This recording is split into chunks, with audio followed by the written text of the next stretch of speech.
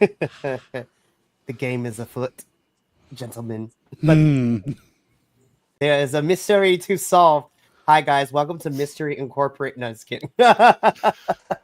Mystery meat. Oh, no. Raggy. I am the first to volunteer not to be Scrappy Doo. Anywho.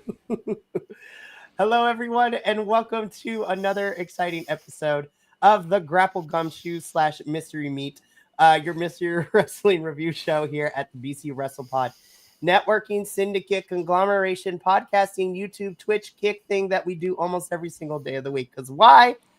Because we're masochists. We have no lives. Just kidding. That sounded like a Stephen Sondheim song. There was no room for breathing in there when you were saying that, Mikey. Mm-hmm. I feel it in my chest with all my congestion, and you know what? It was worth it. But of course, all the young wrestling podcasters will be singing that entire phrase over and over again for the next 20 years. It's going to be great, Mikey. It's going to be fantastic. Just like this review is going to be fantastic because I'm joined by an amazing panel of individuals of my friends who were contractually obligated to be here. Otherwise, they got fired. Just kidding. No, I'm super excited to have the Mystery Wrestling crew back here. Of course, my name is Mikey, also known as El Jefe of BC WrestlePod. I run the ones and twos. I run the social medias. I run all the editing. I pretty much do everything. I'm a jack of all trades, master of none, but a master of one. And he does all the running, so we don't have to. Exactly. I just wish that my figure was a result of all the running I do. Anyways, but I am joined by a... Yes. My mouth, constantly. But I am joined by my co-host this evening. First and foremost, you know him. You saw him with the review All Out Toronto with me this past Tuesday. We have Evil Unagi JVL in the house, who is also going to be our lead on this one. So I don't have to talk as much, which is a nice change of pace. We're doing everything we can to make sure Mikey loses his voice so he doesn't have to actually be caught by the algorithm, and we can all have a chance to be on the shorts for once. It's going to be great. Listen, it is not my fault the algorithm loves me. Anyways. Sure. And then, of course, making his grand return because of his Legends contract. You know him. You love him. Whether he agrees with it or not, he is a Familia member here at BC WrestlePod. Mr. Beef Stew Grayson in the building. Jesse, I have missed you so much. I've missed being here. I haven't watched wrestling in quite a bit. It wasn't really sparking any kind of joy in my life. But watching this one, this was kind of fun. Somebody who doesn't like fun. I was going to say, have you found a definition for fun yet? Are we there? Yeah, I beat you to it, didn't I? Oh, my goodness. I'm so excited to have you back. And then joining us this evening, one of our newest members to the BC WrestlePod family and making his Mystery Wrestling review debut, Mr. Benny the Bear is in the house. Of course, you can find Benny reviewing all the AEW shenanigans with us and a little bit of GCW from time to time as well. Hi, Benny. I'm happy you're here tonight. Good evening. Greetings and salutations. Let's rock and roll. Hell yeah. So, I have a clarifying question, Mikey. Did you ask me to review this because Mr. Wrestling is now legal? Is that why I wasn't allowed to until it turned 18? Mm-hmm. The answer my parole officer's asking. I just want to make sure I'm clear. We made sure that it was, cleared with the popo, with your CO. You are all good to go. Well, we also know that since it went on the road this week, Jesse was allowed to watch it because if it's coming from Gatineau, you can't actually watch the show. It's just not a thing anymore. You're like, you don't have a choice. Anyways, and also, Benny, I love your intro is pitch perfect each time. There is no it's robotic. You are just good, and you hit all the beats as you come in. It's well done, my friend. That was wonderful. Thank you very much. In the immortal words of Ozzy Osbourne, you can't kill rock and roll. So hell yeah. Oh, this is going to be fun. But yes, Jesse, I have cleared it with your CO. You are good. Otherwise, if there are some things that happened tonight, well, it was nice knowing you. What the heck? Oh, didn't I tell you? StreamYard got a soundboard now, so this is what happens when you give somebody with ADHD all the power. So now Mikey's losing his voice, so he's going to just talk to us in sound. That's perfect. Well, I'm going to jump in here and get this rolling because this was a lot of fun. First off, Mikey, I'm so glad we're reviewing Mystery Wrestling. It is becoming one of the better, like, growing feds in any country at this point. And for those of you that may not know, as we're coming on here, Mystery Wrestling is the brainchild of Evil Uno, Stu Grayson, and a bunch of folks that were AEW, but also had done a lot of independent wrestling in Canada. They decided, they do a style of wrestling that's very comedic. They know how to play around with that type of storytelling. And so let's just have the most comedic wrestling fed you could ever have, because no one knows what the card is going to be until you show up for the show, supposedly. No one knows what's happening. Evil Uno is always on commentary. It's a great thing here. So come along with us. We're going to describe some weird, wacky, fun things. And actually, Jesse, you're joining us in the middle of a coup. Two Mystery Wrestling things in. Stu Grayson is now trying to get rid of the comedy in Mystery Wrestling. No comedy, no fun. He is you. You have come to Mystery Wrestling. So I'm here I picked the name for a reason. You did indeed. But the other thing I'll say about this is, Mikey, we now have 4 hosts on here at once.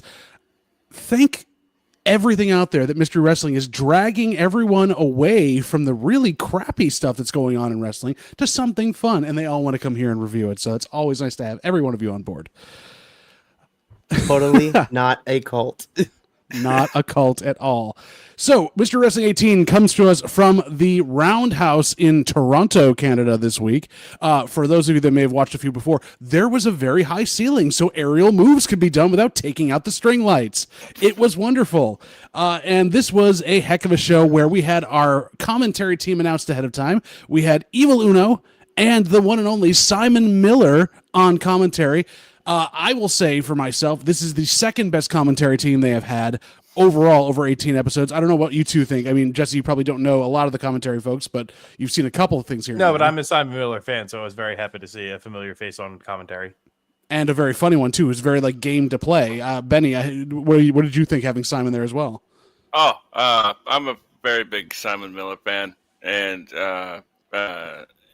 anytime I see his face, his shiny bald face, I'm more than happy to see him.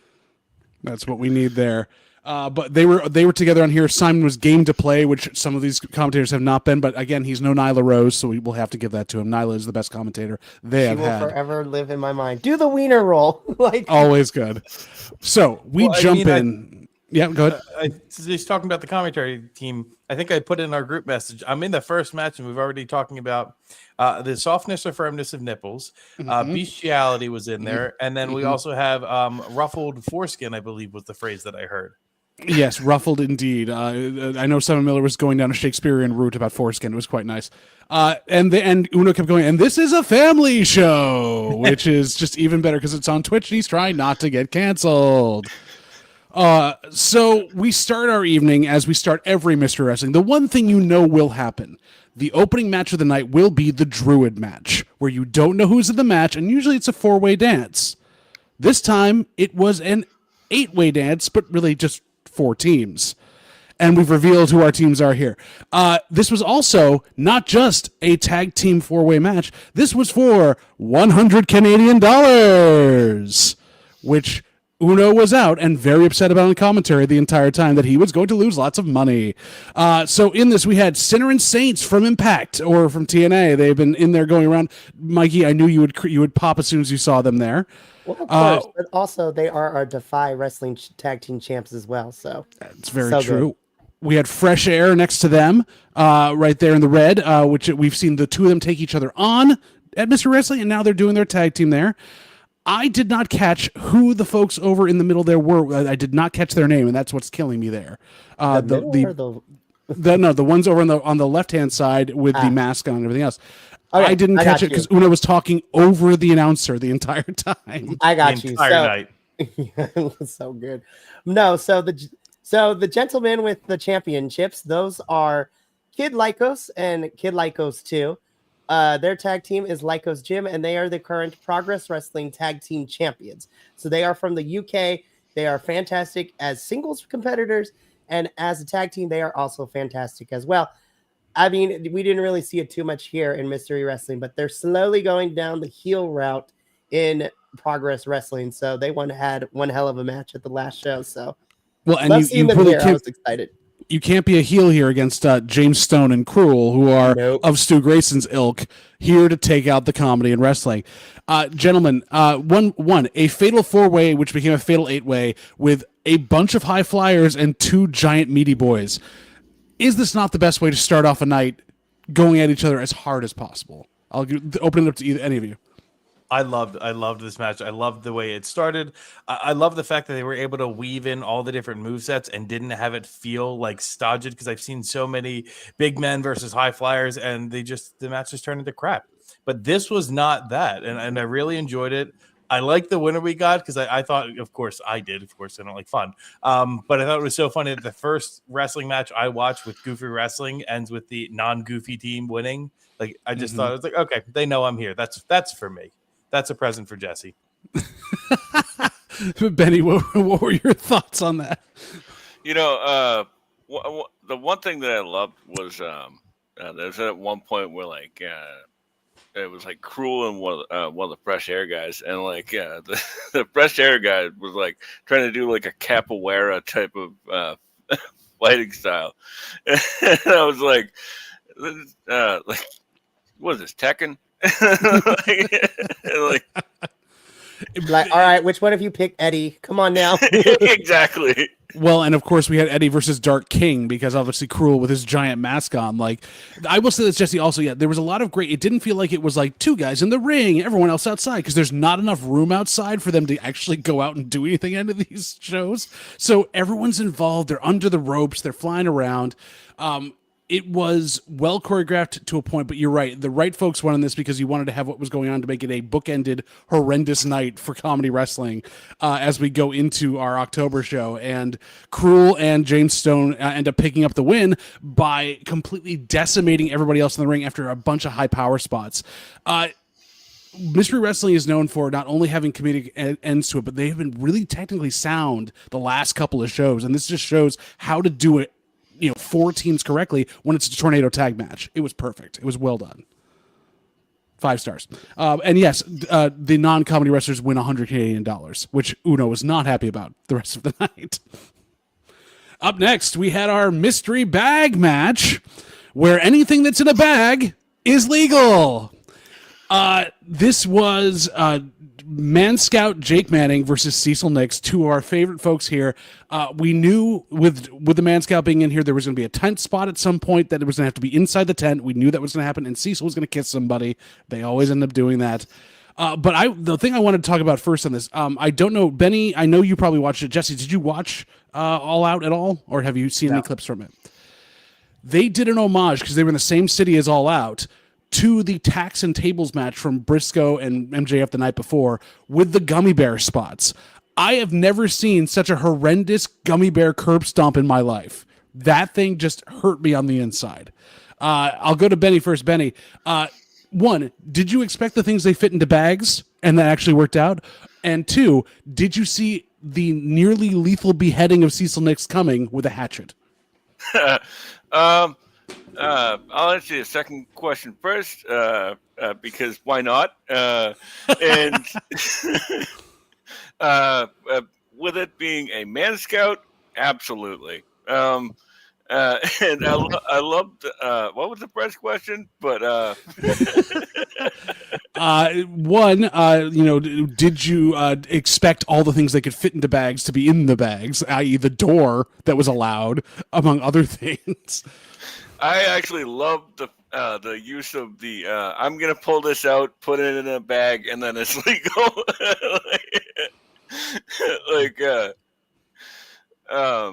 I also like the sack of oranges, which don't leave a bruise. By the way, it's very Bing Crosby allegedly. Anyway, stop that! Exactly. Stop that! No, Oh that my was gosh. so disproven. it was. That's why I said allegedly. Anyway, Oh my god. Yeah, but you didn't say allegedly. You whispered it.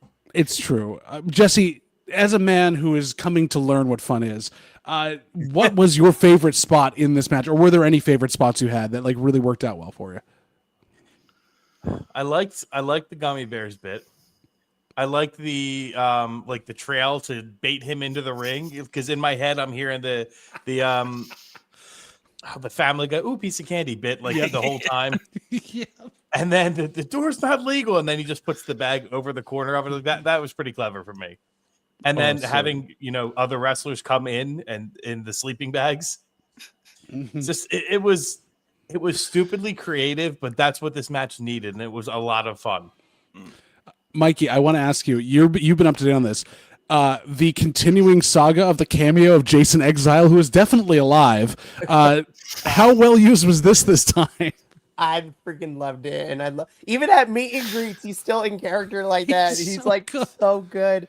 So, oh my gosh, Jesse, for you who may not know, did I send you that clip a couple months ago?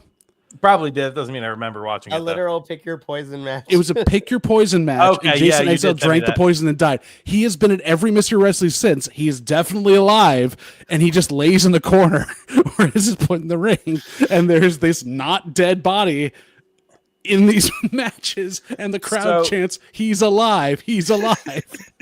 So my question is, what's the payoff for this? And was it Cecil? He always kisses somebody. Cecil. He always kisses somebody. So do we think that the poison he took was like the poison apple, and we can do a True Love's Kiss angle here?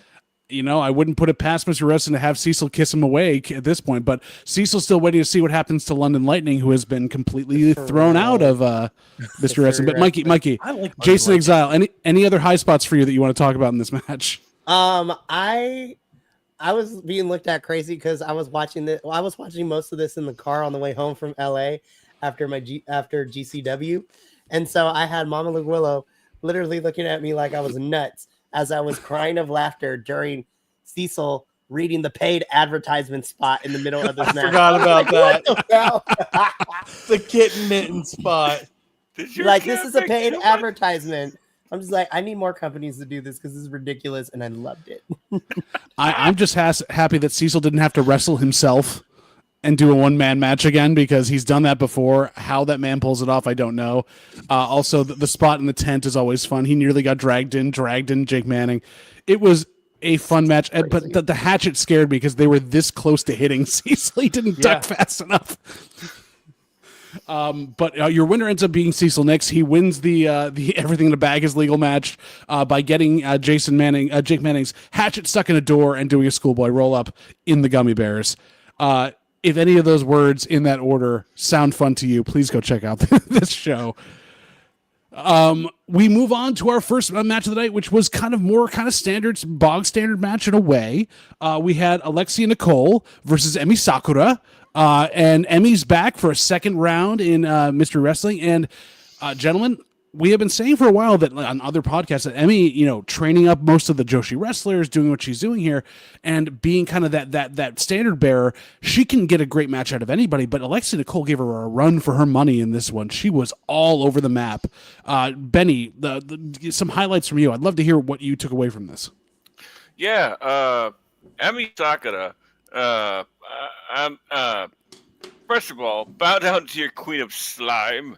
Your queen of filth. Queen of filth. Your queen of putrescence. My God, I digress. But tea time never seems to get old for me, and she's just so good. I actually wrote in my notes, hey, I came to Mystery Wrestling and a wrestling match broke out. That's true.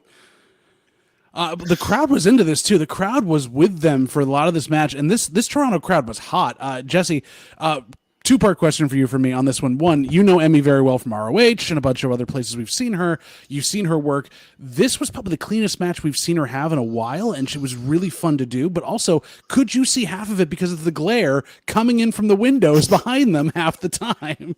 So I'm glad that Evil Uno had talked about that. He brought it up, and he goes, "The big, beautiful bay windows, so just deal with it." I really I enjoyed this match. That the 1-2 ooh towards the end of the match, where I thought there was going to be an upset, like that had me. That was really well done. Overall I thought the match was fun. I'm totally blanking on the name, not Emi's, the opponent. Alexia Nicole. Alexia Nicole, she really impressed me. I want to go check out some of her stuff. She is a local legend up there. She's very much on the Canadian independent scene. Mikey, how long do you think you could last with Emmy holding you upside down, turning you toward each post as she goes around?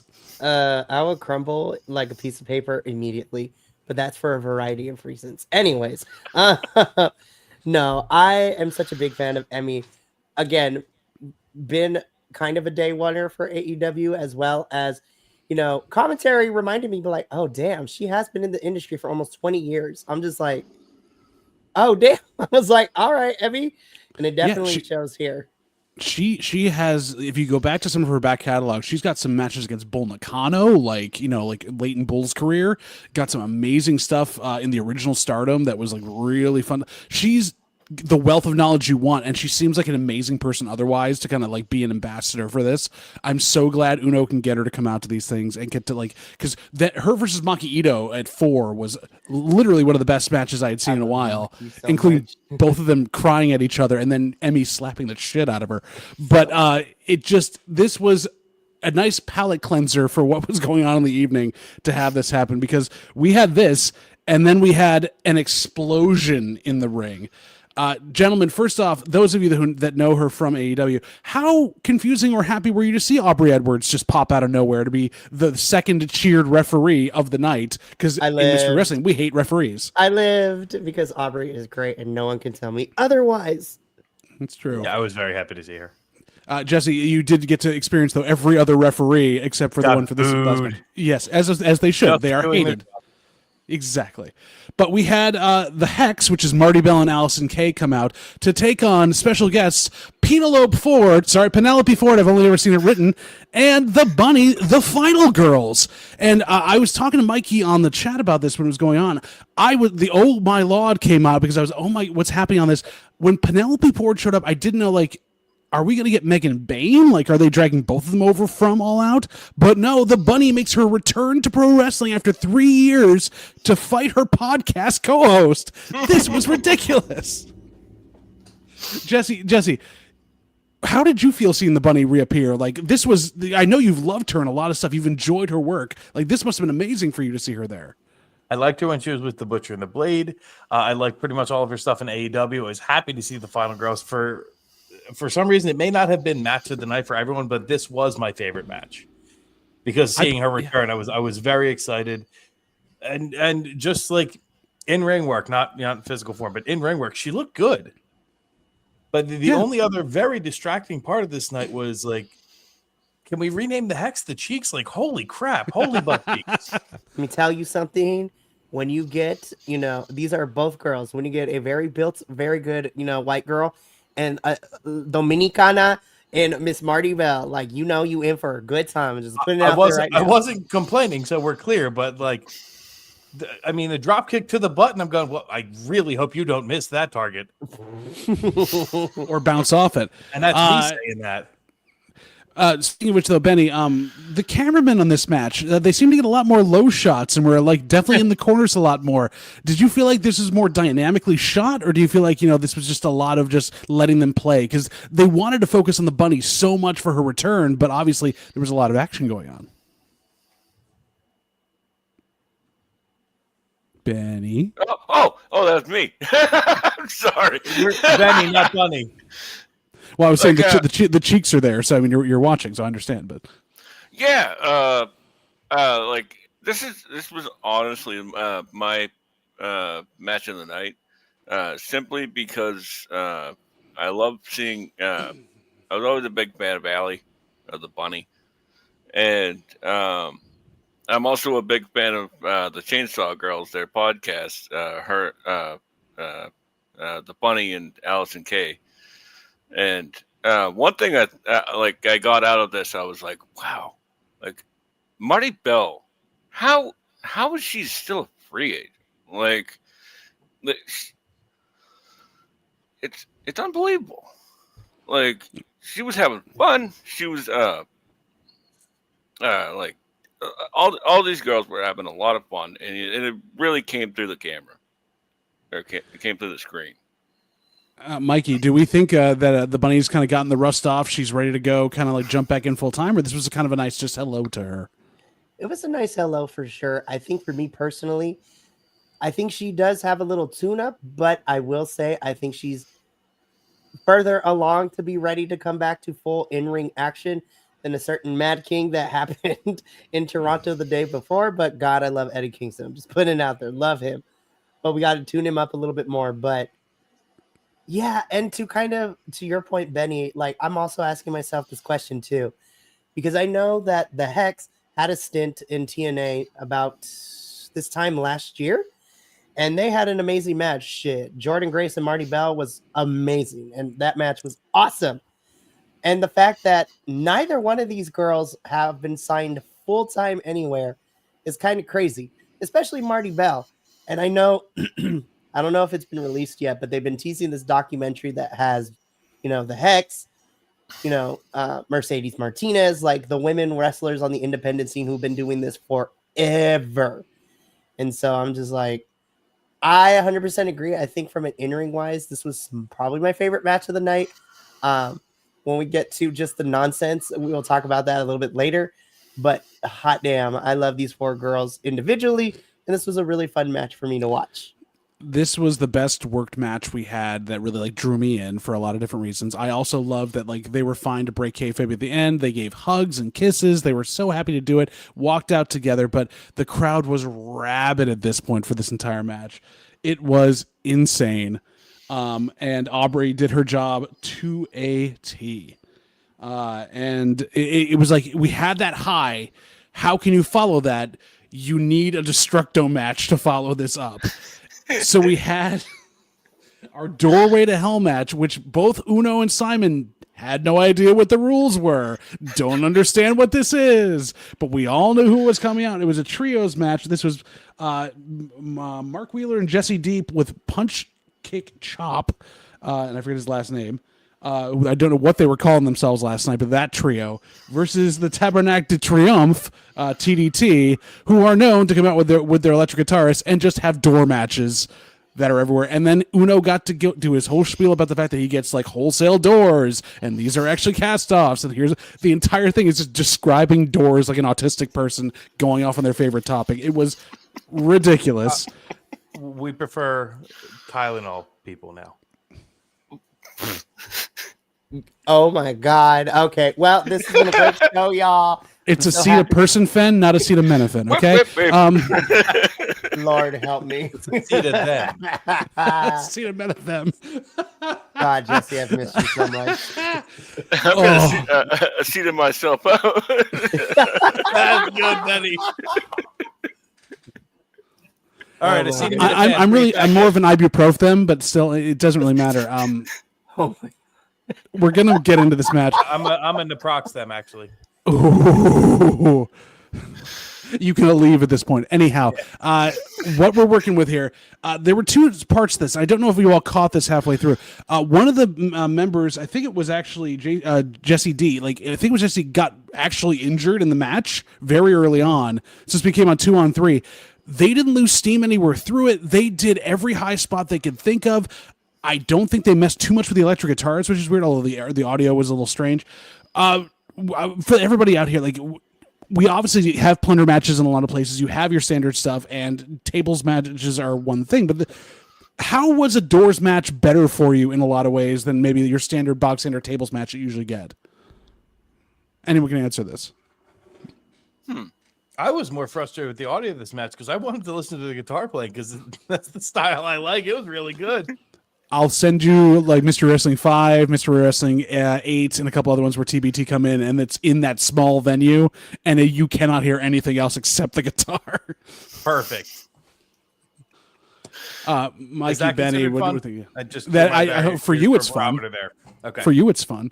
Mikey, Benny, what did you think of our Dory to Hell match? I thought it was really good. This is the second or third time I've watched this act with the sandwich bag Daryl here, and I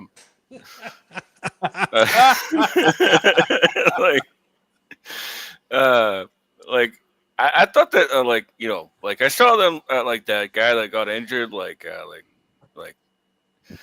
sometimes like you can tell the difference between selling and like even if it's just a split second, like you can see that guy go, "Oh no," and then just roll out and run to the back, And Exactly. but that like coast to coast from the big guy, Oh my like, That was god. incredible. what? It didn't make any sense. It's not supposed to. The physics of a small wrestling ring allow for this to happen. As I said that, I was like, "Oh, the ring was probably smaller." Yeah, I think they say it's like a 10 by 10 or a 12 by 12. It's not the standard like 18 by 18 or 20 by 20. But yeah, it allows for a lot more big spots like that. A couple of doors did not break the way they should, and like I keep seeing this every time they do a door match now. Like someone gets some embedded in their chest, and it just doesn't come out. Like a little flakes and stuff. I don't know if any of you caught that. Like punch kick chop got a little bit like lodged in his chest hair, so it looks like he was like door adjacent. Like I don't know what's going on with that. This was the match that had the chair backpack stunner spot, correct? Yep, That looked dangerous. extremely so. Even Uno was like, that wasn't a good idea. Be like, that wasn't in the script, y'all. Get it back together. No. He's going to break his neck. Yes, yeah. Uno's very good about like breaking character and calling out like, "This is going wrong. I don't like this." We love you for it, Uno, but I enjoyed this match. Again, this was within the span of less than 24 hours. I was like, wow, I saw more doors than this weekend than I did anything else. Also, just as an FYI, Mystery Wrestling was not the only promotion that had doors not go the way they were supposed to. GCW had the same problem. Yeah, I'm just gonna say this: KJ Orso, formerly known as Fuego del Sol, that door spot he went through, it looked nasty, and I was like, oh god, he's bleeding for real. Well, when you use actual like solid core doors and not hollow core doors, and like you're gonna get a lot of work. They're doors. They are the bane of every D&D campaign you've ever been in. That is very true. And I think it got stepped up a little bit because doors should not be used the way that Mance Warner and Bear Bronson used them when they went against each other. I'm like, that's not how a door works, you guys. Ding dong, hello indeed. This was a messy match, which required, and also the punch, kick, chop, Mark Wheeler and Jesse D end up getting the win over TB. I don't think TDT has won a doors match in probably 3 or 4 shows. And it's their thing. Like they bring the doors. This is the whole thing with them. So I think they need to pick up a win soon because otherwise it's just going to become a gimmick. Or maybe they lean into that and then make that what it's going to be. How did you all like all the chanting for the extremely long time of sweeping we had going on? Sweep, sweep, sweep, sweep, sweep. We sweep people. We sweep. Fantastic. Yes, I love it so much. What was it? You missed a spot. You missed a spot. This is sweeping. The crowd was into it. They were way into it. Uno just couldn't get past it. Simon was all over the map there. And this is also, I think this was partially during the intermission, or it may have been before that. Not to toot my own horn, I got a comment on Twitch read out by Simon Miller and Uno. I was very happy about that. Yeah. So, Nice. second time in a row, I was the one that asked whether there could be a great mystery bake-off at some point in the near future, because why the hell not? The crossover that we all need. British Bake Off and Mystery Wrestling. Wait. Then that goes into the pick your poison match. Yes. The mystery bake off, and then one of the baked goods is poison. Exactly. It gives you a soggy bottom. It's perfect. Book it, Evil Uno. Speaking of the crowd being in and some very fun chants during stuff, we have the darling of mystery wrestling coming up next, fighting. Psycho Mike makes his return after losing the title to Stu Grayson to take on Michael Nakazawa. The greasy hero. Oh, no, the most pathetic man, as he said, the most pathetic man in the world, in a body slam death match, which, one, setting up the rules. Sorry. Yeah, good. I was going to say, this was the gayest match, and I was here for it. Someone's kink was definitely established today. The rules established by this are that it's no DQ, hence death match. Since Psycho Mike, for those who don't know, is the master of the body slam, that is his finishing move. Basically he would need to hit 3 body slams on Michael Nakazawa, but Michael, being the most pathetic man, only had to hit 1. I'm gonna go, before we get into like complete details on this and everything good that Psycho Mike does. Benny and Jesse, you were familiar with what Michael Nakazawa's gimmick is, right? Like you knew what was coming. You weren't. He was in AEW in the early days. I thought you might have been. He was packing lube of some sort, very oily, and Michael likes to lube himself up to get out of holes and stuff like that, become the slipperiest man in the world. I gathered that. But this helped because it was 2 quick body slams, and then the Michael Nakazawa show, slipping out of things, low blowing Psycho Mike. Just talk me through, folks, like what surprised you in this entire thing? If you didn't know Psycho Mike's work, Michael's work, what surprised you in this match? What surprised me in this match is going back to what Mikey said, which is this was the gayest match on a card that also had a BDSM tent spot in the beginning of the show. Yes. Yep. So, and then So that was something I was not expecting. But loved. Yeah. Oh man, good old Michael Nakazawa. Like, I remember like seeing somebody on Blue Sky just like talking about how they got Tony Schiavone to say hentai slide at one point. Oh man, but yeah, totally the gayest match of the night, and I was so totally here for it. But well, Benny, I thought of you with the underwear, like Mr. Sacco spot where they knocked the ref out. It was intense, and listen again. This was the gayest match, and I was just like, "This is great." I love it.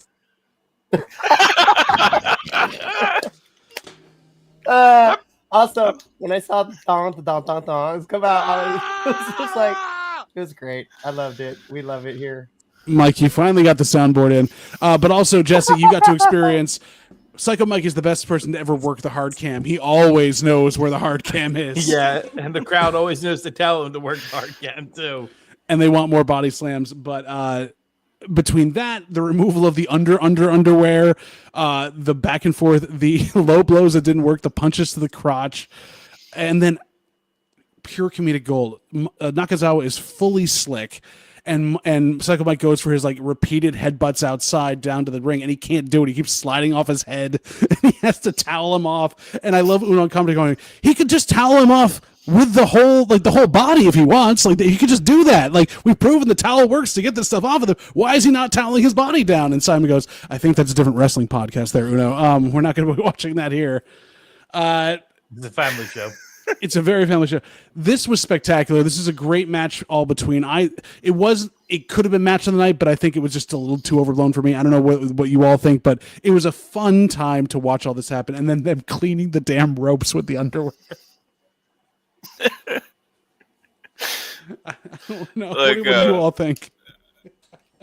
I remember thinking there's like Dean Pelt from Community. Like, I hope this doesn't unlock anything in me. It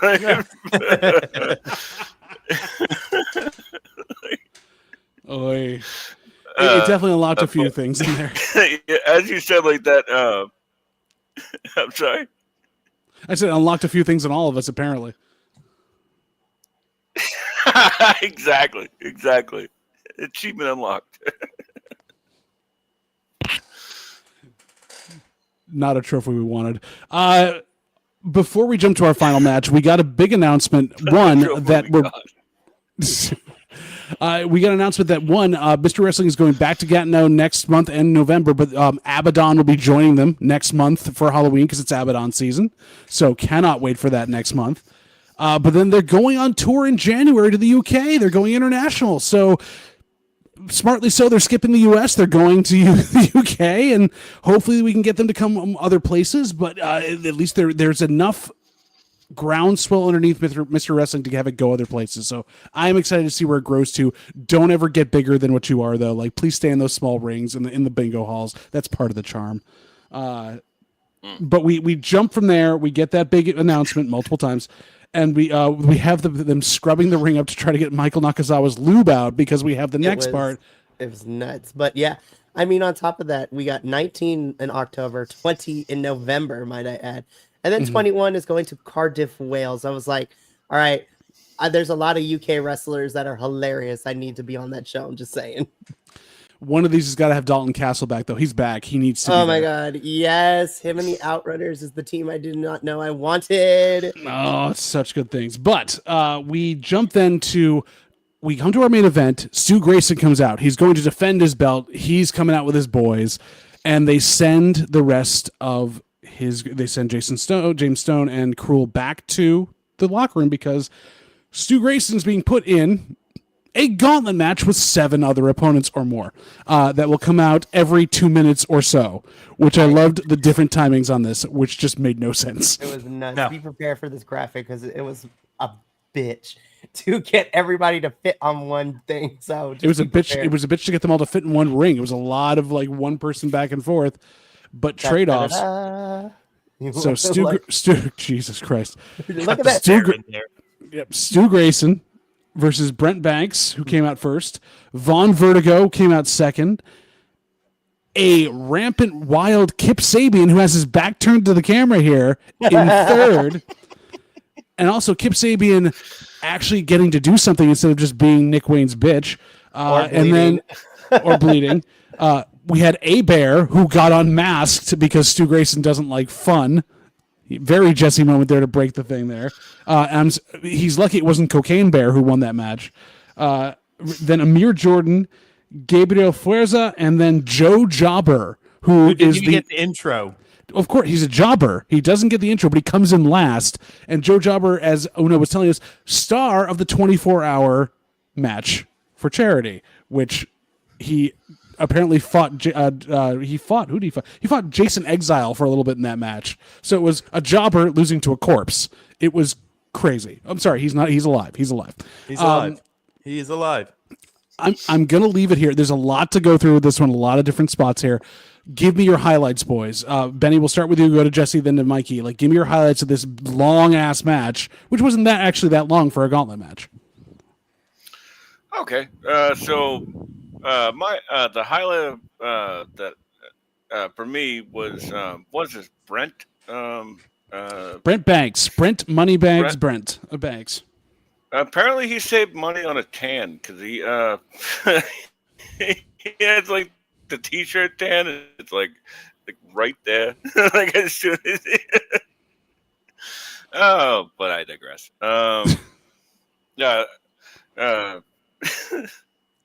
Stu Grayson in his best Louis Vuitton undies, like it was very funny, and Gabriel Fuerza.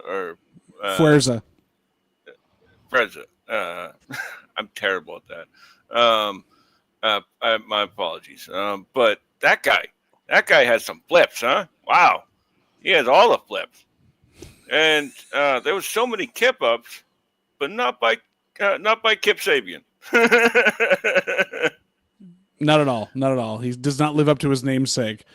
Jesse, give me your highlights. What did you love? What did you hate about this match? You were on Stu's side the entire time, as we know. Well, I'm glad Stu retained.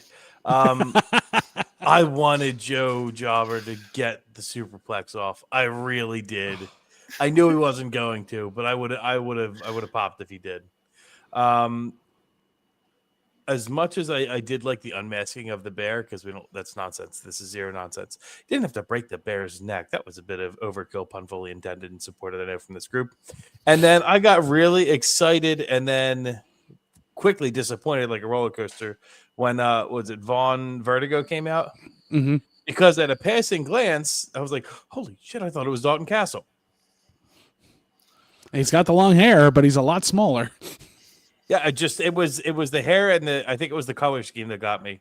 Yeah, I could see that. Did Mikey, highlights from you? Highlights in the match that you loved? So I have to agree with Vanny. I think Gabriel Fuerza is like my new favorite. I'm gonna be looking up more of his stuff because I'm like, I dig it. It's giving me vibes of, even though we tried not to talk about other promotions, his style of wrestling gives me like Justin Gabriel vibes, and I was all for it, like doing the high flying but also very technical. Um, I'm really happy to see Amir Jordan. I think Amir was one of my favorite parts of NXT UK when it was around. I loved that UK talent was not afraid to let their cultures be a part of their gimmick. So of course, in his whole getup, love that. Fantastic. Kip Sabian, I need him to like just be here all the time when he's not doing stuff in AEW, because Kip, I love him. He is a great wrestler. I need him to do a lot. And say what you will, Stu Grayson is a fucking phenomenal wrestler. Like, holy shit. Now, I love what we're getting between him and Evil Uno fighting each other, and it's like fun versus anti-fun. But when you strip that away, Stu Grayson is such a good wrestler, and I love watching him wrestle any single time. And that's why I was kind of disappointed. I was like, why did AEW and Ring of Honor do nothing with him? Anyways, I digress. Because they don't trust him at all. Jesse, you had your finger up. Yes, I wanted to make a point to just kind of go on Mikey's idea there. Well, statement that he made.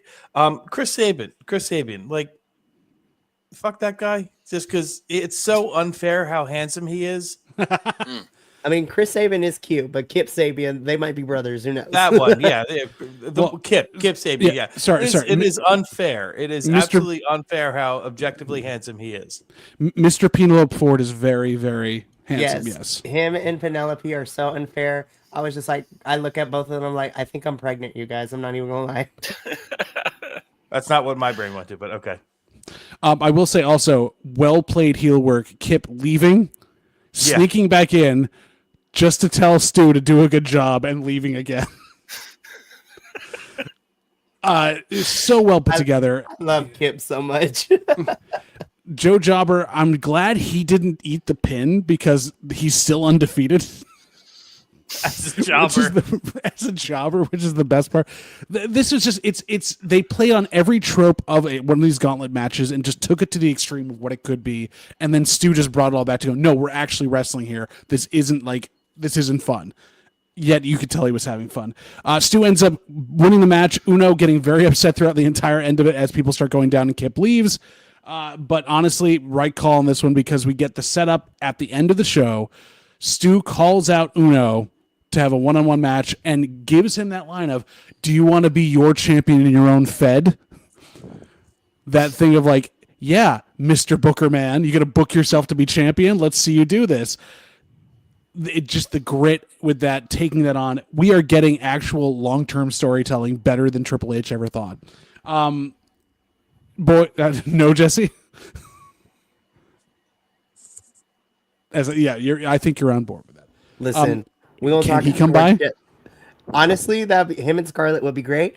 Jesse, we're gonna talk after this though, because there's a team up that's happening on the Independence that I think you're gonna find very, very amazing. I'm fully aware of it. I just wish I had better access to watch those things. We will also talk about that too, because your boy got the hookups. Anyways, so as we were going off the air, Uno saying he's going to step up at 19, and we're going to have a match between Stu Grayson and Evil Uno in the main event. We know a match now on Mr. Wrestling. It's very strange. Gentlemen, can I get your favorite moment of the night? Fun, no fun. Why would you want to come back and want to watch Mr. Wrestling, or why would you tell someone to watch this show? Benny, we'll start with you. To be completely honest with you, like it's like probably like the overall vibe of the crowd. Like they were like buying into everything, and like they were just adding to the nonsense. Like I know, like that's sort of a cop out, but like I believe the crowd is equal, like an equal part of a wrestling show, even though they can sometimes hijack it. But you're supposed That's the authentic. It's the authentic bingo hall experience, basically. Exactly. That's very good. Jesse, same question to you, but also, did you have fun? Zero fun, sir. Oh no! I had fun. I enjoyed this. I forgot what the first question was. The first question was, what out of this would you tell someone to watch this? Oh, never mind. That's I was saying, what out of this would you tell someone like to recommend to them to watch this mystery wrestling or any mystery wrestling based on what you saw here? I actually just told somebody. That's why I couldn't hear the first question because I've got ADHD, so I'm doing 8 things at once. They asked, like the federation we went in. I was like, kind of. It's pro wrestling style, but it's actually silly and fun and doesn't take itself too seriously. It embraces what it actually is in its most earnest self, and that's what's so charming about it. It's one of the few things I can show my daughter most of the matches and not worry about a lot of things in there, like the pool noodle of death match, or the gummy bears here. Always, the only thing you got to worry about is commentary when she goes, "Dad, what's a ruffled foreskin?" And I have to then tell her because I'm going to. Either way, Mikey. Biology, honey. Mikey, did you enjoy it? And also, what is one thing off the show you'd recommend for folks to watch? So I definitely enjoyed it, as this is my 3rd full incarnation of watching a full show and reviewing the full said show. Mystery Wrestling 18, I think, is definitely a recommended watch. If you're going for more, if you're like, hey, I think Mystery Wrestling does a really good job of balancing out the comedy and the wrestling. So from a pure wrestling standpoint, of course, I would highly recommend, Penelope Ford and the Bunny versus the Hex. I think they are amazing. But if I want to recommend comedy matches, definitely the bag match, and also the no DQ body slam death match is also something I would show people. And I love that in 2025, especially here on this platform, we can watch amazing matches and then immediately the next day just jump into crying of laughter for all of this.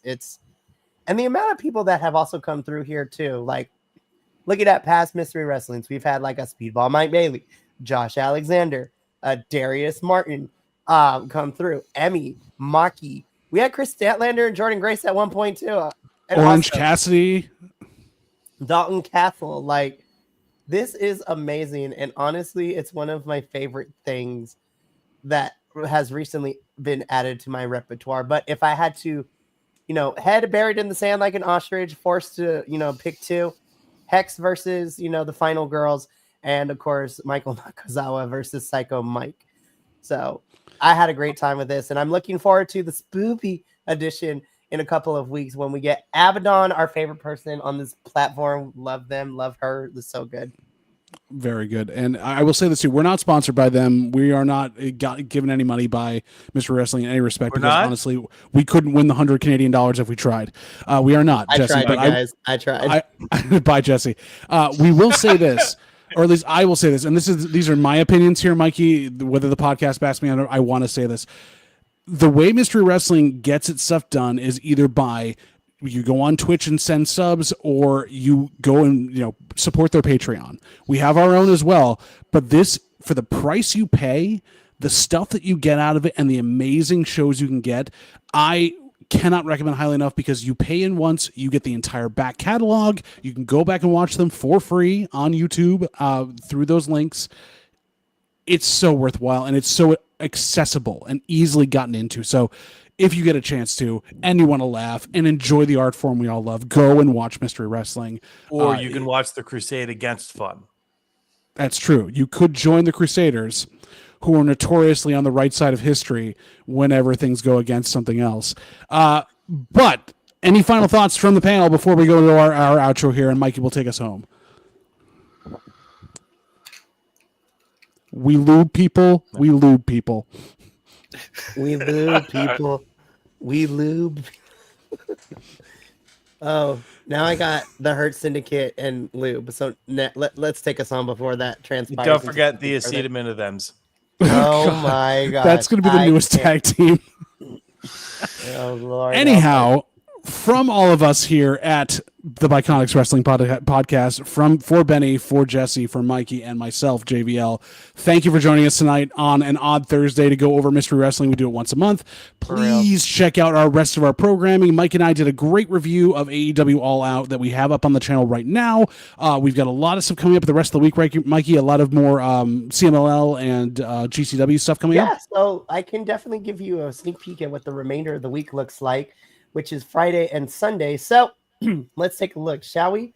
So with the remainder of the week, we got, we got a couple of things left. Tomorrow evening, the TNA crew will be here at 7:30 p.m. Pacific to review the go-home edition for TNA before Victory Road, which means that it is also time for another prediction special in which I ask the question, will I actually finally get lucky and reclaim my spot at the top of the TNA predictions league? No, never. I'm proud, but also I'm a bit competitive. I was like, how dare Will be the one to take me down? I refuse. But anyways, the TNA punishment is going to be a lot of fun because loser has to dress up like a Hardy. But all four of us have also decided that we might actually just want to do it anyways because it sounds like a lot of fun. But then we wrap things up on Sunday, 11:30 a.m. Pacific for the, WWE review. And then I will be here at 6 p.m. Pacific doing a live watch along for MLW's Fury Road, which is going to set us up for what's happening next weekend on October 5th, I believe is that Saturday date for MLW's next big show in Slaughterhouse. Of course, we saw one of our major players in MLW, Mads Cruel Kruger, who is the current MLW World Heavyweight Champion after beating Mr. Matthew Riddle at the last show. Yeah, Boo. But Boo. boo. But I will say though, there's a lot of fun stuff, and there's a lot of CMLL talent that crosses over with MLW. So it's gonna be a lot of fun. But yeah, so Mikey, were you very clear when you said which Hardy you'd have? Like, you'd have to dress up as a Hardy because could somebody show up as Bane, like Tom Hardy? So, we established. I thought you were going to be both Hardy Boys, just with another head on your shoulder, like the Hardy Boys from the actual novels. Well, I kid you not, that was one of the things that was established, but we agreed that loser will either dress up as Jeff Hardy or Broken Matt Hardy, whatever their pick is. So, Broken Matt Hardy with a magnifying glass. yes, we let's see it. Yes. But for now, wonderful. Stay tuned tomorrow because we got lots of things to talk about with the Hardys. But tonight we are finishing up our Mr. Wrestling. Also, you can go back on the BC Wrestling channel and check out our other reviews for the other Mr. Wrestling stuff. And if you know anybody in Mystery Wrestling that would like to talk to us or anything else, please send them our way. Or just in general, tell us about your experience at the show because we want to hear from those audience members saying, we lube people. We lube people. Thank you, gentlemen, for being here tonight. Thank you all for being Bi-Conic as per usual. It is time for us to leave, but we always say, you can always finish your story. We love you very much, and thank you for being with us. Stay Bi-Conic, and we'll see you on the next.